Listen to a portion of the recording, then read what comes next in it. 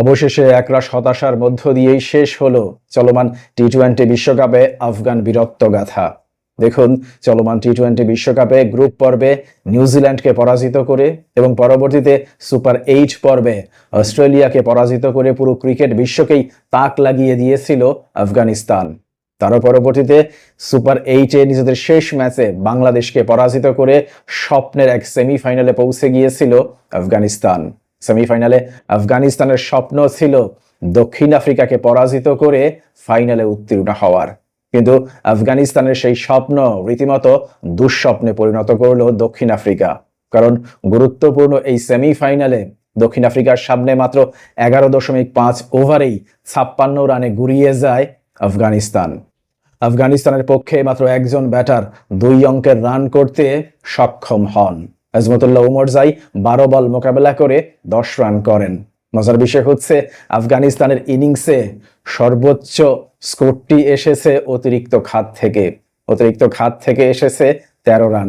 অর্থাৎ 56 রান থেকে যদি আপনি 13 রান বাদ দেন, তাহলে দেখা যায় ব্যাটারদের ব্যাট থেকে এসেছে মাত্র 43 রান। অবশ্য আফগানিস্তানের এমন ব্যাটিং দুরবস্থার পেছনে মূল কারণ তাদের উদ্বোধনী 2 ব্যাটার রহমানুল্লাহ গুরবাজ এবং ইব্রাহিম জাদরানের ব্যর্থতা। আজকে রহমানুল্লাহ গুরবাজ কিংবা ইব্রাহিম জাদরান কেউই সেই অর্থে সফল হননি, শুরুতেই ফিরে গিয়েছেন। রহমানুল্লাহ গুরবাজ 3 বল মোকাবেলা করে কোনো রান না করেই প্যাভিলিয়নের পথ ধরতে বাধ্য হয়েছিলেন এবং ইব্রাহিম জাদরান 5 বল মোকাবেলা করে 2 রান করেন।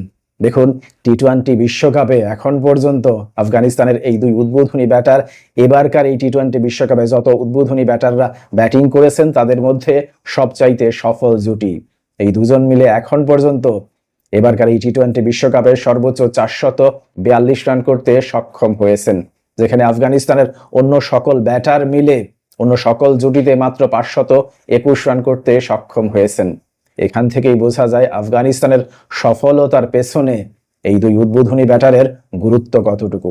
সঙ্গত কারণেই এই 2 উদ্বোধনী ব্যাটার যেদিন চরমভাবে ব্যর্থ হবেন, সেদিন আফগানিস্তানও ব্যর্থ হবে, একথা বলাই যায়। আরেকটি কারণও উল্লেখ করা যায়, কারণ টসে জয়ী হয়ে এই উইকেটে ব্যাটিং করাটা হিতে বিপরীত হয়েছে আফগানিস্তানের জন্য। আমরা দেখতে পেয়েছি উইকেটে যথেষ্ট পেস রয়েছে, উইকেটে বাউন্স ছিল এবং উইকেটে মুভমেন্ট ছিল। উইকেটের পেস, বাউন্স এবং মুভমেন্ট কাজে লাগিয়ে দক্ষিণ আফ্রিকার 3 pacer Anrich Nortje, Marco Jansen এবং কাগিসু রাবাদা রীতিমতো প্রলয় নাচন নাচেন আফগানিস্তানের ব্যাটারদের সামনে, যে কারণে আফগানিস্তানের ব্যাটিং লাইন আপ রীতিমতো বালির বাঁধের মতোই ধসে পড়ে। ইনিংসের শুরুতেই বড় ধরনের একটা ধাক্কা দেন মার্কো ইয়ানসেন। শুরুতেই তিনি রহমানুল্লাহ গুরবাজ এবং গুলবাদিন নাইবের উইকেট তুলে নেন। পরবর্তীতে কাগিসু রাবাদা নিজের প্রথম ওভারেই ইব্রাহিম জাদরান এবং মোহাম্মদ নবীর উইকেট তুলে নিলে আফগানিস্তানের ব্যাটিং মেরুদণ্ড রীতিমতো লন্ডভন্ড হয়ে যায়। পরবর্তীতে সেই লন্ডভন্ড মেরুদণ্ড আরো ভেঙে দেন আনরিক নরকিয়া এবং তাবরেইজ শামসি। মূলত এই 4 বোলারের দুর্দান্ত বোলিং এর সামনেই শেষ পর্যন্ত 56 রানে অল আউট হতে বাধ্য হয় আফগানিস্তান। এর বাইরেও কিন্তু আপনি আরেকটি কারণ দাঁড় করাতে পারেন আফগানিস্তানের এই ব্যাটিং লাইন আপ হুড়মুড় করে ভেঙে পড়ার পেছনে। সেটা হচ্ছে শেষ ম্যাচে, অর্থাৎ যে ম্যাচে তারা বাংলাদেশের বিপক্ষে জয়ী হয়েছে, সেই ম্যাচের পর পর্যাপ্ত পরিমাণ বিশ্রাম না পাওয়া। বাংলাদেশের বিপক্ষে ম্যাচটি শেষ হয়েছিল রাত 1টারও পরে। পরবর্তীতে হোটেলে পৌঁছতে সময় লেগেছে রাত 3টা। পরবর্তী দিন সকালে, অর্থাৎ সকাল 8টায় সেন্ট ভিনসেন্ট থেকে ত্রিনিদাদের ফ্লাইট ধরতে বাধ্য হয় আফগানিস্তান।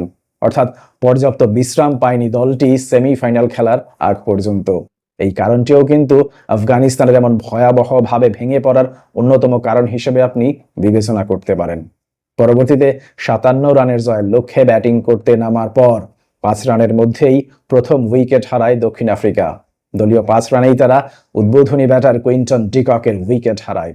যদিও পরবর্তীতে রিজা হেনরিক্স এবং দলীয় অধিনায়ক এইডেন মার্করামের দুর্দান্ত ব্যাটিংয়ের বদৌলতে 67 বল বাকি থাকতেই 9 উইকেটের একটা জয় করায়ত্ত করতে সক্ষম হয় দক্ষিণ আফ্রিকা এবং প্রথমবারের মতো তারা টি-20 বিশ্বকাপের ফাইনালে পৌঁছে যায়। কিন্তু প্রশ্ন হচ্ছে, আজকে যেভাবে অনেক স্বপ্ন নিয়ে শেষ অবধি ভেঙে পড়লো আফগানিস্তান, তাতে করে আফগানিস্তানের এই ভেঙে পড়ার পেছনে মূল কারণ হিসেবে আপনি কোনটিকে দায়ী করবেন? তাদের উদ্বোধনী ব্যাটারদের আজকে ব্যর্থতা, নাকি পর্যাপ্ত বিশ্রাম না পাওয়া, নাকি উইকেটের এমন দুরূহ কন্ডিশন? কিংবা আপনি কি মনে করেন আফগানিস্তানের পরিবর্তে যদি সেমিফাইনালে অস্ট্রেলিয়া উত্তীর্ণ হতো তাহলে আরো উত্তেজনাপূর্ণ একটা সেমিফাইনাল আমরা দেখতে পারতাম? আপনার মতামত অবশ্যই কমেন্ট বক্সে লিখে জানান। ভালো থাকবেন সবাই। আল্লাহ হাফিজ।